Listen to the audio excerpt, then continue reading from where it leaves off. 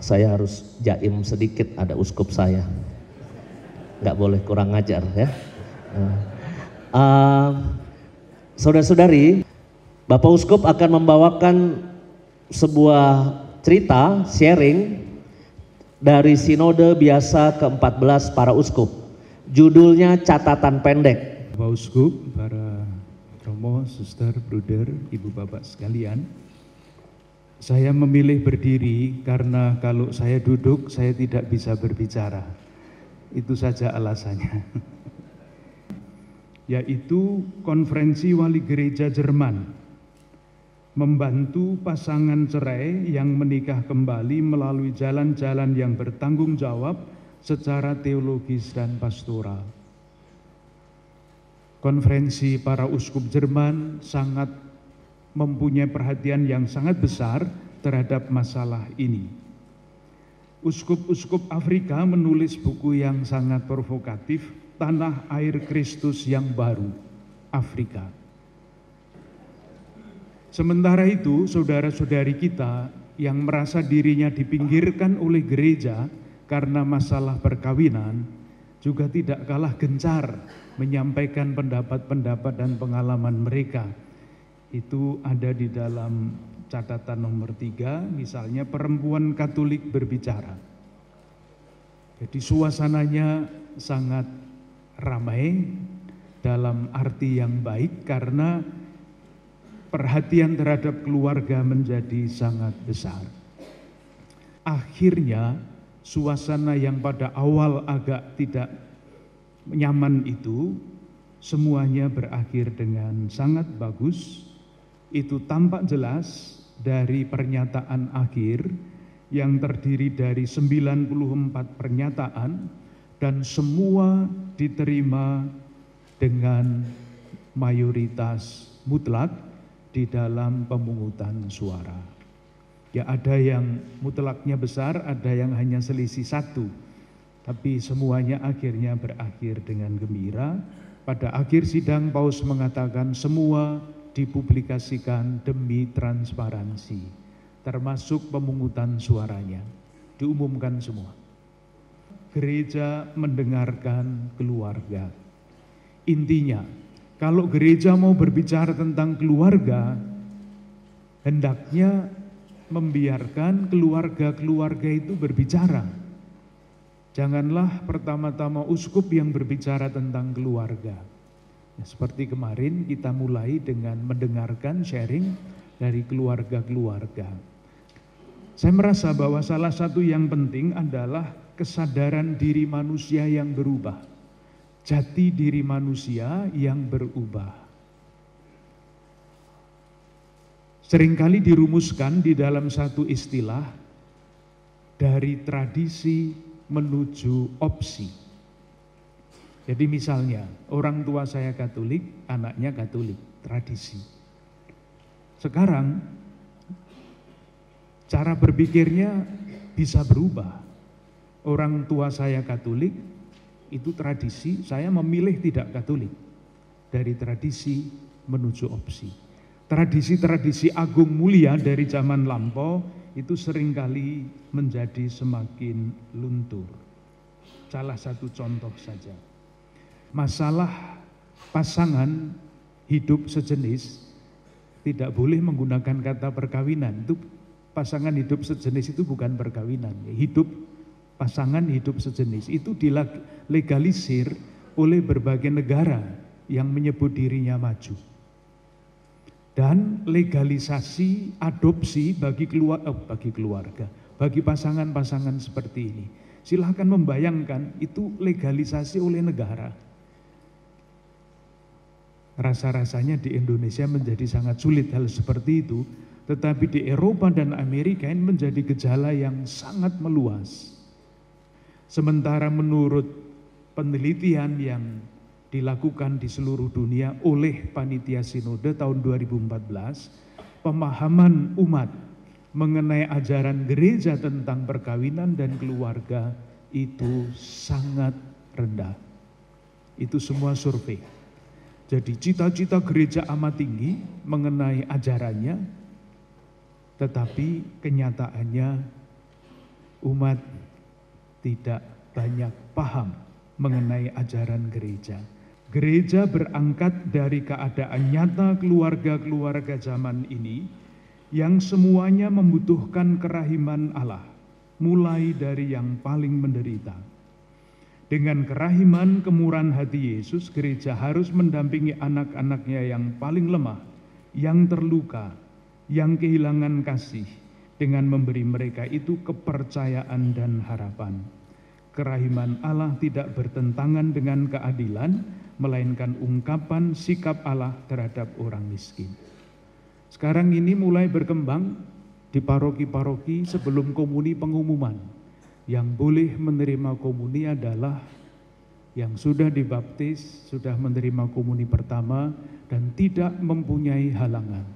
Ini menyakitkan hati orang-orang, saudara-saudara kita yang sudah menanggung beban seperti kemarin kita dengar itu, untuk masuk kembali ke dalam gereja. Yang paling penting di dalam bagian itu adalah bahwa Gereja Katolik mesti rela, terbuka untuk selalu memberikan pendampingan dan menemani sampai yang bersangkutan, entah siapa itu, dapat mempunyai suara hati yang jernih di hadapan Allah. Intinya adalah itu, pendampingan dan integrasi. Romo Purbo sudah berbicara mengenai motu proprio Paus Fransiskus yang baru, yang berjudul Mitis Iudex Dominus Iesus dan Mitis et Misericordiae Iesus. Ini adalah tindak lanjut dari kesimpulan sidang luar biasa, sinode luar biasa tahun yang lalu. Salah satu keputusannya adalah menyederhanakan proses anulasi. Jadi bukan mengatakan menyederhanakan proses perceraian, tidak, salah itu. Gereja tidak pernah mengizinkan perceraian, tetapi merampingkan proses anulasi. Anulasi dan perceraian itu lain. Perceraian itu yang dulu resmi sekarang diceraikan. Anulasi itu membuktikan bahwa perkawinan itu dulu tidak sah. Jadi tidak menceraikan, istilah-istilah mesti digunakan dengan baik. Bahwa Paus, gereja kita, ingin sungguh-sungguh membantu saudari-saudara kita yang mempunyai kesulitan besar di dalam hidup berkeluarga. Tidak mengesampingkan, tidak meminggirkan, tetapi mengundang untuk tetap menjadi warga gereja dan pengikut Yesus Kristus.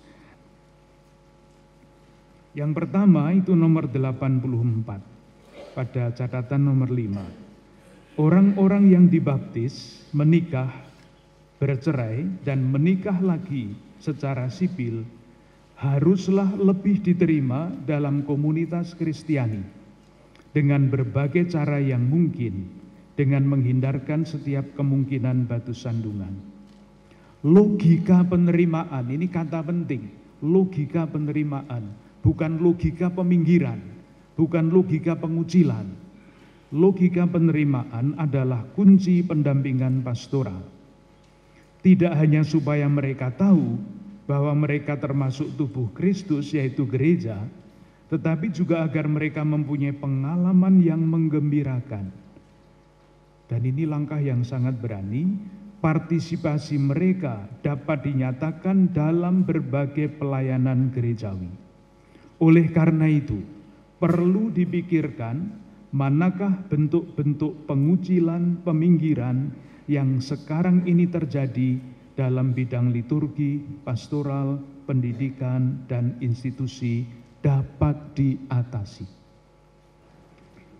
Bagi komunitas Kristiani, memperhatikan saudari-saudara semacam itu bukanlah melemahkan iman atau kesaksian akan indisolubilitas perkawinan. Sebaliknya, gereja mengungkapkan kasih dalam perhatian ini. Pasangan yang berusaha untuk sungguh-sungguh mempertahankan pernikahan yang pertama, tetapi secara tidak adil ditinggalkan. Itu cerita lain. Dan mereka yang karena kesalahan mereka membuat hancur perkawinan yang sah secara kanonik. Jadi dibedakan, orang yang bercerai itu cerainya karena apa? Ada pula yang menikah lagi demi anak-anak dan kadang-kadang menurut suara hati yakin bahwa perkawinan yang pertama yang tidak dapat diperbaiki sebenarnya tidak sah, tetapi tidak bisa dibuktikan secara administratif melalui pengadilan gereja. Yakin secara suara hati, tapi tidak bisa dibuktikan secara administratif. Ini cerita lain lagi. Demikian juga dikutip Katekismus Gereja Katolik nomor 1735 yang mengatakan tanggung jawab atas perbuatan dapat berkurang, malahan dapat dihapus sama sekali oleh ketidakpahaman, ketidaksadaran, paksaan, perasaan takut, kebiasaan, emosi yang berlebihan, serta faktor psikis atau faktor sosial lain. Yang ketiga, proses pendampingan dan penegasan adalah mengarahkan orang-orang beriman ini menyadari keadaan mereka di hadapan Tuhan. Jangan pernah dilupakan ini, pedoman pastoral keluarga yang dikeluarkan oleh Konferensi Wali Gereja Indonesia. Ini isinya tidak kalah penting dari hasil sinode kemarin, tidak kalah penting. Ini juga ada buku bagus, Allah Penyayang Kehidupan, mengenai macam-macam hal. Jadi sebetulnya gereja kita, Konferensi Wali Gereja Indonesia sudah mempunyai dokumen-dokumen yang sangat bagus, adaptasi dari macam-macam ajaran resmi gereja. Nah, sekarang catatan saya, ini pendapat saya ya, pada nomor 6 dan nomor 7, lalu nanti saya memberikan kesimpulan singkat. Yang saya rasakan di dalam sinode itu adalah suatu tegangan. Saya tidak mengatakan ketegangan. Ketegangan itu merusak. Tapi kalau tegangan itu lain. Kalau listrik tidak ada tegangannya, tidak nyala. Tegangan antara dari satu pihak suara hati yang disebut suara Allah sendiri dan aturan. Kita semua tahu ada orang yang sungguh mau taat aturan. Aturannya begini ya begini. Tidak ada diskusi, tidak ada pembicaraan. Titik. Yang berbicara mengenai suara hati itu tidak selalu harus sampai ke titik, tetapi sekurang-kurangnya titik koma. Belum selesai. Masih harus ada perjalanan maju lagi. Antara kerahiman Allah yang menjadi pusat perhatian dan hati Paus Fransiskus dengan keadilan. Banyak yang menuntut keadilan, banyak yang menuntut kebenaran, tetapi lupa pasangannya.